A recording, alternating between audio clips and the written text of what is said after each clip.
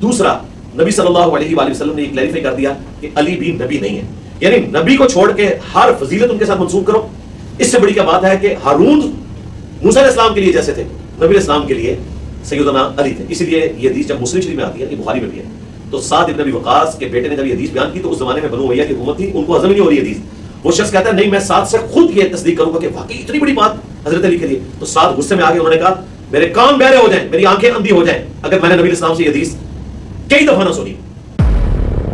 जो बंद ने अपनी जिम्मेदारी ये समझी कि हमने सिर्फ दिफाए सहाबा करनी है, और सहाबा भी उन्होंने अपने मर्जी के चुने हैं। अम्मार इब्न यासिर के ऊपर कोई कॉन्फ्रेंस नहीं करेंगे, क्योंकि अगर अम्मार इब्न यासिर के ऊपर कॉन्फ्रेंस करते हैं, वैसे तो बताते हैं आपको कि उनके माँ बाप इस्लाम के पहले शुहदा हैं, अम्मार इब्न यासिर की शहादत क्यों नहीं डिस्कस करते? वो जगह सिफीन आ जाएगी, जिन लोगों के दिफा में उन्होंने चंदे इकट्ठे करने हैं उन लोगों का नाम बीच में आ जाएगा, इसलिए अम्मार इब्न यासिर के ऊपर कॉन्फ्रेंस नहीं करेंगे।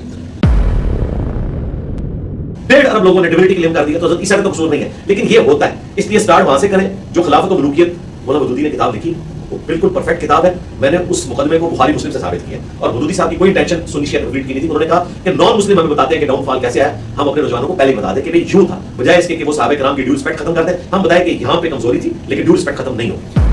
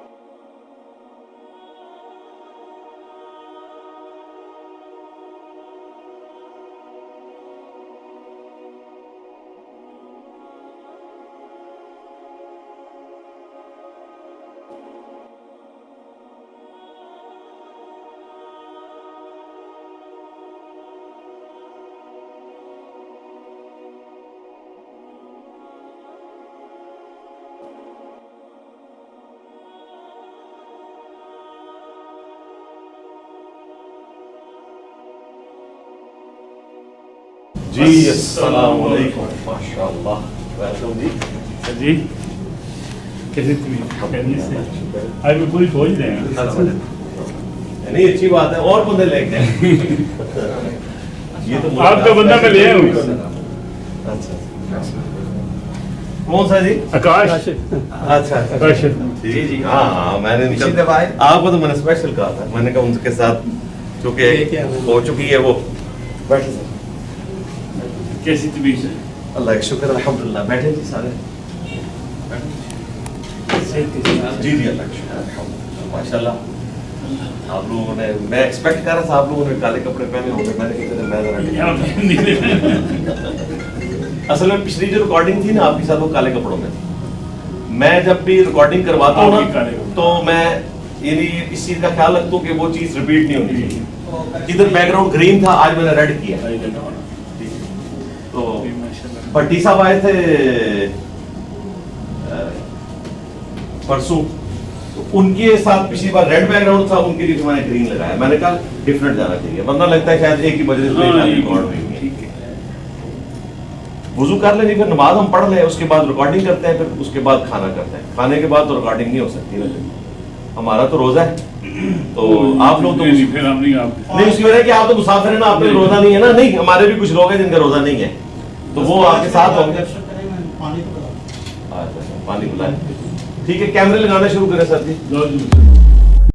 बिस्मिल्लाहिर्रहमानिर्रहीम। मेरा नाम है ज़ुबैर कासिम और आप देख रहे हैं ज़ुबैर कासिम ऑफिशियल। आज की इस वीडियो में हम आपको दिखाएंगे एक नई पॉडकास्ट की हाईलाइट, जो कि रिकॉर्ड की गई है 5 जुलाई 2025 को बामुताबिक 9 मुहर्रम हराम को, जो कि रिकॉर्ड की गई है नसरुल्लाह मलिक के साथ, जो कि न्यू टीवी के एंकर हैं। इस पॉडकास्ट में आप जान पाएंगे मुहर्रम हराम के मतलब अहले बैत के मतलब और बनु उमय्या के मतलब, यानी हर फ़िरके की सोच से बालातर होकर जिन साहब ने जो हक बात उम्मत तक पहुँचाई है, वो सारी आपको इस पॉडकास्ट में मिलेगी अल्हम्दुलिल्लाह। ये पॉडकास्ट जल्द ही न्यू टीवी के प्रोग्राम में लाइव विद नसरुल्लाह मलिक उसमें शाया की जाएगी। बराए मेहरबानी ज़रूर सुनिएगा और देखिएगा।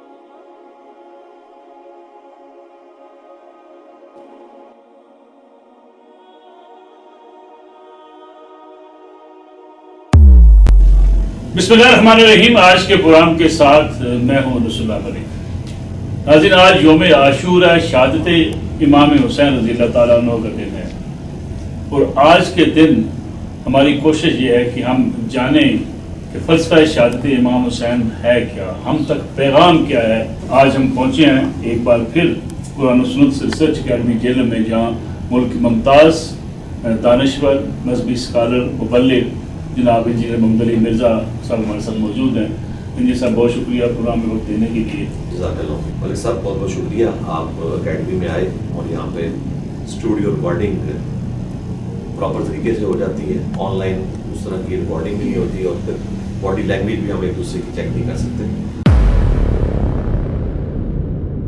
जो हमने अपनी जिम्मेदारी ये समझी कि हमने सिर्फ दिफाए सहाबा करनी है और सहाबा भी उन्होंने अपने मर्जी के चुने हुए हैं। अम्मार इब्न यासिर के ऊपर कोई कॉन्फ्रेंस नहीं करेंगे, क्योंकि अगर अम्मार इब्न यासिर के ऊपर कॉन्फ्रेंस करते हैं, वैसे तो बताते हैं आपको कि उनके माँ बाप इस्लाम के पहले शोहदा हैं, अम्मार इब्न यासिर की शहादत क्यों नहीं डिस्कस करते? वो जंग सिफीन आ जाएगी, जिन लोगों के दिफा पे उन्होंने चंदे इकट्ठे करने हैं उन लोगों का नाम बीच में आ जाएगा, इसलिए अम्मार इब्न यासिर के ऊपर कॉन्फ्रेंस नहीं करेंगे।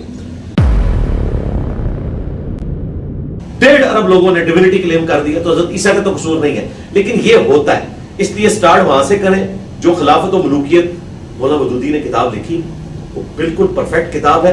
मैंने उस मुकदमे को बुखारी मुस्लिम से साबित किया और मौदूदी साहब की कोई इंटेंशन सुन्नी शिया कन्फ्लिक्ट की नहीं थी। उन्होंने कहा कि नॉन मुस्लिम हमें बताते हैं कि डाउनफॉल कैसे आया, हम अपने रुझानों को पहले ही बता दें कि भाई यूं था, बजाय इसके कि वो सहाबा कराम की ड्यू रिस्पेक्ट खत्म कर दें, हम बताएं कि यहां पे कमजोरी थी लेकिन ड्यू रिस्पेक्ट खत्म नहीं होगी। दूसरा, नबी सल्लल्लाहु अलैहि वसल्लम ने ये क्लैरिफाई कर दिया कि अली भी नबी नहीं है, यानी नबी को छोड़ के हर फजीलत उनके साथ मंसूब करो। इससे बड़ी क्या बात है कि हारून मूसा अलैहिस्सलाम के लिए जैसे थे, नबी अलैहिस्सलाम के लिए सैयदना अली थे। इसलिए ये हदीस जब मुस्लिम शरीफ में आती है, ये बुखारी में भी है, तो साद इब्न अबी वक़ास के बेटे ने जब ये हदीस बयान की तो उस जमाने में बनु उमय्या की हुकूमत थी, उनको हजम ही नहीं हो रही हदीस। वो शख्स कहता है नहीं, मैं साद से खुद ये तस्दीक करूंगा कि वाकई इतनी बड़ी बात हजरत अली के लिए। तो साद गुस्से में आ गए, उन्होंने कहा मेरे कान बहरे हो जाएं, मेरी आंखें अंधी हो जाएं अगर मैंने नबी इस्लाम से ये हदीस कई दफा ना सुनी।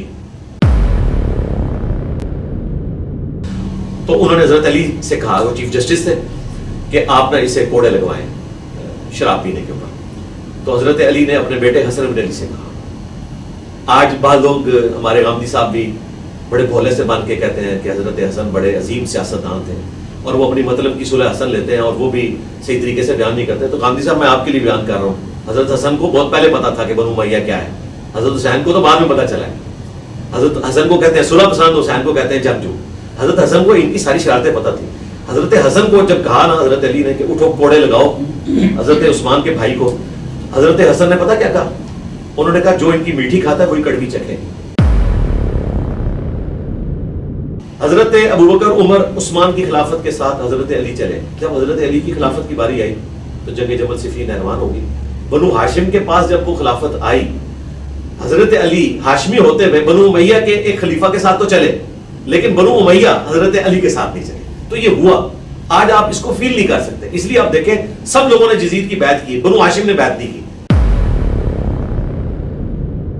कि मुहद्दिसीन ने जो सारी एफर्ट की थी उसको एक जगह मैनेजेबल फॉर्म में उन्होंने जमा किया, उसको 4 चांद लगाए हमारे उस्ताद मौलाना इसहाक साहब ने, और हमने जिस तरीके से उसे प्रेजेंट किया है अहादीस की रोशनी में, तो इंशाअल्लाह ताला सुन्नी शिया दरार इसकी वजह से खत्म हुई है।